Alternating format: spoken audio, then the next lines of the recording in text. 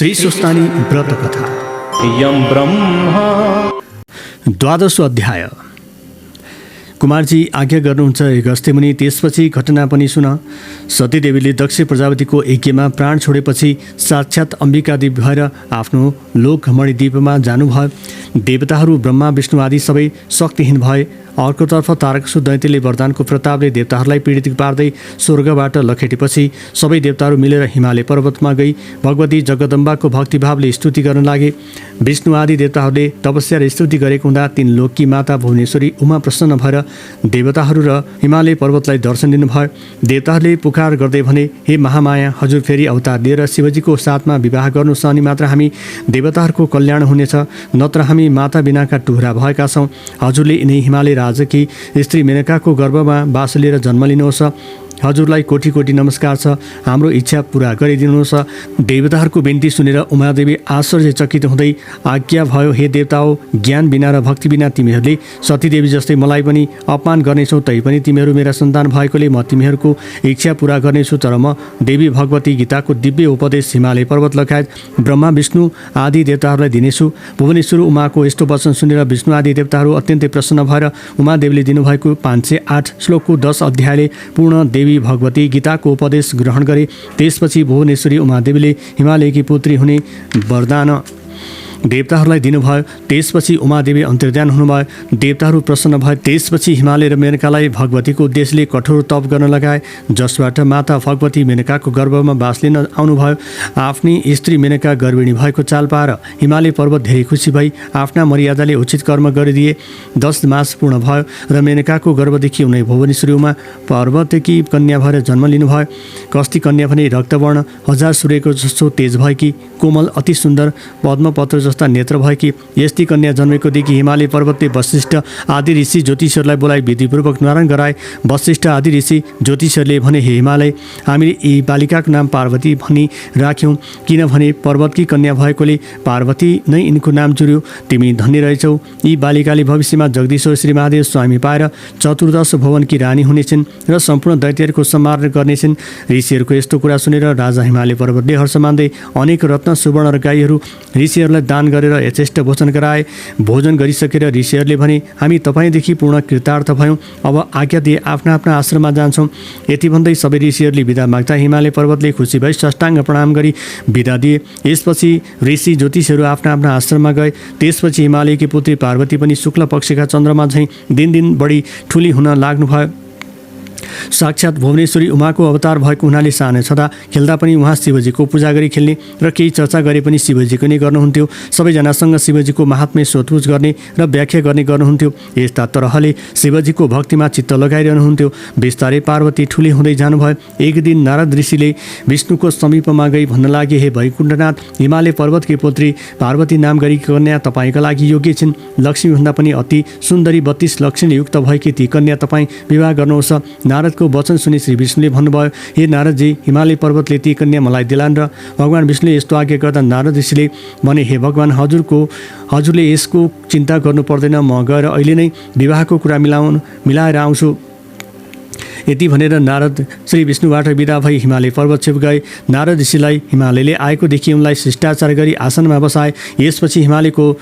यसपछि हिमालयले नारदलाई सोधे, हे देवर्षि, आज मेरो घर हजुरले पवित्र गर्नुभयो, केही काम थियो भने आज्ञा गर्नुभयो, कृतार्थ हुने थिए। हिमालयको कुरा सुनेर नारद ऋषिले भने, हे गिरिराज, तिम्री पुत्री पार्वती विवाह गर्ने योग्य भएकीले वैकुण्ठनाथ श्री विष्णुलाई कल्याण गर्नु उचित होला भनी यहाँ आएको हुँ। नारद ऋषिको यस्तो वचन सुनि हिमालय पर्वतले ज्यादै खुसी हुँदै भन्न लागे, हे नारदजी, तपाईँले भन्नुभएको कुरा ठिक लाग्यो। तपाईँका आज्ञाले मेरी पुत्री पार्वती श्री विष्णुलाई दिए। श्री विष्णुलाई गई यसै भन्नुहोला भनी हिमालयले भनेर नारद ऋषिले वैकुण्ठमा गई हिमालयसित भएका सबै कुरा श्री विष्णुलाई सुनाए। नारदले भने, हे भगवान्, हजुरले भने बमोजिम हिमालय पर्वतले आफ्नै छोरी पार्वती हजुरलाई दिनुभएको कुरा गर्नुभयो। अब उचित लग्न जुराई पार्वतीसँग विवाह गर्नुहोस्। नारद ऋषिका यस्ता वचन सुनि विष्णु प्रसन्न भई भन्न लाग्नुभयो, हे नारद मुनि, तिमी धनी रहेछौ, अब आफ्ना आश्रममा जाऊ। म पनि साई जुराएर पार्वती कन्यादान लिन हिमालयको घर जान्छु। यति भनी विष्णुले नारदलाई बिदा दिनुभयो। नारदजी बिदा भई आफ्ना आश्रममा गए। त्यसपछि हिमालय पर्वतले पार्वतीको विवाह गर्न भनी सामग्री तयार गरी नारद ऋषिलाई बोलाएर विष्णु कहाँ लग्न जुराउन पठाए। आफ्ना गुरु वशिष्ठ, बृहस्पति आदि सम्पूर्ण देवता, ऋषि, यक्ष, गन्धर्व, किन्नर, दैत्यनाग सबैलाई विवाहको दिन जुराएर निमन्त्रणा गरे। श्री विष्णु पनि पार्वती कन्यादान लिन भनी हिमालय पर्वतका घर जानुभयो। मेनकाले पार्वतीलाई हीरा, मोती, माणिक, नाना रत्नका अलङ्कार वस्त्र पहिराई श्रृङ्गार गराइराखिन्। त्यो देखि जय, विजय, अजिता र अपराजिता नाम गरेका पार्वतीका साथीहरूले पार्वतीसँग गएर भन्न लागे, पार्वती आज तिम्रो विवाह हुन्छ। तिम्रो मातापिताले विष्णुलाई कन्यादान दिन्छन्। के तिमीलाई थाहा छैन? सखीहरूले यस्तो कुरा भनेको सुनि पार्वतीले भन्नुभयो, मैले बाल्य अवस्थादेखि नै श्री महादेवलाई नै स्वामी पाउनका लागि उहाँकै आराधना गरिरहेको छु। महादेवलाई नदी अरू कसैलाई दिए भने म आत्महत्या गरी प्राण त्याग्ने छु। पार्वतीको यस्तो वचन सुनि सखीहरूले भने, हे पार्वती, त्यसो भए यहाँ नबस्दा हामी कसैले नदेख्ने ठाउँ लुकाइ आउँछौँ, बरु हामीसँग हिँड। यति सखीहरूले भनेपछि कसैले चाल नपाउने गरी पार्वती तिनीहरूका साथ लागि घरबाट निस्कनु भयो। सखीहरूले नदीका तिरको एउटा वनमा लगेर कसैले नदेख्ने ठाउँमा पार्वतीलाई लुकाए। त्यसपछि हिमालय पर्वतले आफ्ना गुरु बृहस्पतिलाई यज्ञमा बसाली विधिपूर्वक विष्णुलाई कन्यादान दिन भनी पार्वतीलाई लिन पठाए। तर लिन जानेले पार्वतीलाई कहीँ पनि देखेनन् र हिमालयको समीपमा गई भन्न लागे, हे राजन, पार्वती घरमा छैनन्। यस्तो खबर सुनि सबै ठाउँमा खोजी गरे, तर कहीँ पाउन नसकी हिमालय पर्वत दुखी भई आश्चर्यचकित भए। पर्वतराजले त्यो खबर सुनेर चित्त आकुल गरी गुरु बृहस्पति ऋषि छेउ गई भने, हे गुरु, मेरी छोरी पार्वती कहीँ पनि छैनन्। विवाहको लग्न टर्न लाग्यो, अब कसो गरौँ? यस्तो भने अत्यन्त खेद गर्न लागेर बृहस्पति ऋषिले भने, यस लग्नमा यो विवाह भएन, अब पछि गरौँला। हिमालय र गुरु बृहस्पतिले श्री विष्णुसित सबै कुराको बिन्ती गर्दा विष्णु आदि सम्पूर्ण देवताहरू दुखित भई फर्केर आफ्ना आफ्ना आश्रममा गए। उता सखीहरूले पार्वतीलाई लुकाई आएपछि पार्वतीले नदीका तीरमा बसी बालुवाको शिवलिङ्ग बनाई श्री महादेवको आराधना गरी पूजा गर्न लाग्नुभयो। धेरै समय पश्चात त्यस बालुवाको शिवलिङ्गदेखि श्री महादेव प्रकट भई आफ्नो स्वरूपको दर्शन दिनुभयो। यसपछि महादेवबाट आज्ञा भए, पार्वती मलाई किन आराधना गर्यो? जगदीश्वर महादेवको अमृतमय वाणी सुनेर पार्वतीले बिन्ती गर्नुभयो, हे जगदीश्वर, मैले बालक अवस्थादेखि नै श्री महादेव स्वामी पाऊँ भनी हजुरको आराधना गरिरहेको छु। मेरो पिता हिमालय पर्वतले श्री विष्णुलाई कन्यादान दिन लाग्दा भागेर यहाँ आई एक्लै लुकिरहेको छु। मेरो रक्षा गर्नुहोस्, मदेखि प्रसन्न होई बक्सियोस्। पार्वतीको यस्तो वचन सुनेर श्री महादेवले आज्ञा गर्नुभयो, पार्वती, तिम्रा मातापिताले कन्यादान नदिए तिमीलाई मैले आफ्नै स्त्री भन्नुहुँदैन। आफ्ना मातापितालाई मनाऊ र एउटा व्रतको अनुष्ठान गर भन्ने आज्ञा भयो। र फेरि पार्वती बिन्ती गर्नु छ, ईश्वर, जसो गर्ने हो मलाई उपदेश बक्सियोस्। मैले त आफ्नो शरीर हजुरलाई अर्पण गरिसकेको छु, यसमा फरक पर्यो भने आत्महत्या गर्नेछु। पार्वतीको यस्तो कुरा सुनि श्री महादेवले आज्ञा भए, पार्वती, विष्णु आएर तिमीलाई जस्तो उपदेश गर्नुहोला तिमीले त्यसै गर्नु। शिवजीको यस्तो आज्ञा सुनि पार्वतीले हवस् भनी श्री महादेवलाई साष्टाङ्ग प्रणाम गर्नुभयो। यसपछि महादेव अन्तर्धान हुनुभयो। त्यसपछि पार्वती आफ्नो घर फर्किनु भयो। हिमालय पर्वतले पार्वतीलाई आएको देखि क्रोध गर्दै भन्न लागे, पार्वती, तिमी कहाँ गएकी थियौ? यहाँ मेरो बेइज्जत भयो। विष्णु आदि देवताहरू कन्यादान नलिकन फर्केर गए। पिता हिमालयको कुरा सुनेर पार्वतीले भन्नुभयो, हे पिता, मैले बाल्य अवस्थादेखि नै श्री महादेव स्वामी पाऊँ भनी उहाँलाई नै प्रतीक्षा गरिरहेको छु। तपाईँले विष्णुलाई कन्यादान दिन लाग्दा भागेर लुक्न गएकी थिएँ।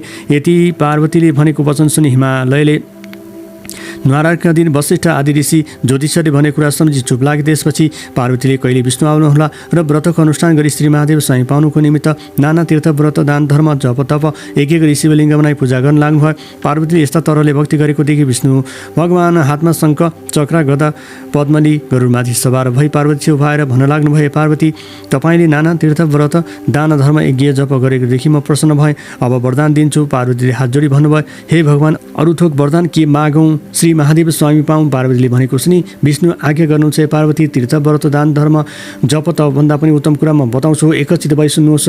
श्री स्वस्तानी परमेश्वरको व्रत गरे त्यस व्रतका प्रभावले तपाईँले जगदीश्वर श्री महादेव स्वामी पाउनुहुनेछ। यदि विष्णुले आज्ञा गरेको सुनि पार्वती फेरि बिन्ती गर्नुहुन्छ, लोकनाथ, त्यस व्रतको विधि के हो, के गर्नुपर्छ त्यो आज्ञा गर्नुहोस्। विष्णु आज्ञा गर्नुहुन्छ, पार्वती, पौष शुक्ल पूर्णिमाका दिनदेखि व्रत आरम्भ गर्नुपर्छ। त्यो पनि कस्तो हिसाबले भने घोडाको नङ काटी पवित्र भए एक वक्त र स्नान गरी नित्य मध्याह्नकालमा श्री महादेवको पूजा गरी महिना दिन भविष्य माघ शुक्ल पूर्णिमाका दिन 108 रोटी, 108 नखाटिएका अक्षता, 108 बेली पुष्प, 108 पान, 108 कुर्का सुपारी, 108 सबै जातका फलफुल, 108 जना इत्यादि तयार गरी तामाको थालीमा ओमकारदेखि गङ्गाजल स्नान गराउनु। श्रीखण्ड, रक्त, चन्दन, सिन्दुर, वस्त्र चढाउनु। धूपदीप नैवेद्य कस्तुर भेटी चढाउनु। षोडशोपचारले पूजा गर्नु, जप गर्नु, स्तोत्र पाठ गर्नु, अर्घ्य दिनु। हे पार्वती, श्री स्वस्तानी परमेश्वरी भनेकी कस्ती हुनुहुन्छ भने अष्टेषु च दलैसेव मातृकाष्ठी तथा खड्गम त्रिशूलम चौधरै च अर्ध्य च वरमोत्पलम चतुर्भुजा त्रिनेत्रा च सर्वालङ्कार भूषिता सुवर्णादिका सभा स्वस्तानी जगदीश्वरी अष्टदल पद्म अष्टमातृकाहरू बसेका खड्ग र त्रिशूल वर नीलोत्म हातमा लिएकी 4 हात 3 आँखा भएकी नाना अलङ्कार लगाएकी पीत वर्ण सुवर्णभन्दा पनि अधिक शोभायमान भएकी ती परमेश्वरलाई ध्यान गरी हे ईश्वरी भनी उहाँसँग वरदान माग्नु र प्रसाद झिक्नु। त्यसपछि 108 प्रत्येक सामग्री मध्ये 8 रोटी 8 अक्षता 8 बेली पुष्प 8 यज्ञोपवीत 8 कुडका सुपारी सगुन समेत आफ्ना पतिलाई दिनु, पति नभई छोरालाई दिनु, छोरा नभई मित छोरालाई दिनु, मित छोरा पनि नभई जुन कामले व्रत गरेको छ मेरो त्यही कामना सिद्धोस् भने गङ्गामा लगी बगाउनु। 100 रोटी आफूले फलाहार गर्नु, रात्रिमा जागरण गरी उनी ईश्वरीको महिमा सुन्नु र सुनाउनु। हे पार्वती, श्री स्वस्तानी परमेश्वरको प्रसाद लिने बेलामा श्री महादेव तपाईँका समीपमा आइपुग्नुहुनेछ। तपाईँको भक्तिदेखि म सन्तुष्ट भएँ, श्री महादेव स्वयं पाउनुहोला। यति पनि श्री विष्णुले वरदान दिनुभयो र पार्वतीले मनमा आनन्द मानी विष्णुलाई श्रद्धापूर्वक पूजा गरी प्रणाम गर्नुभयो। पार्वतीले पूजा गरिसकेपछि विष्णु गरुडमा सवार भई त्यहाँदेखि अन्तर्ध्यान भई वैकुण्ठ जानुभयो। यति श्री स्कन्द पुराण केदारखण्डे माघमात्मे कुमारस्ती समाधि सूचनी परमेश्वर व्रत कथा विष्णुद्वारा स्वस्तानी व्रत विधि वर्णन नाम 12 अध्याय।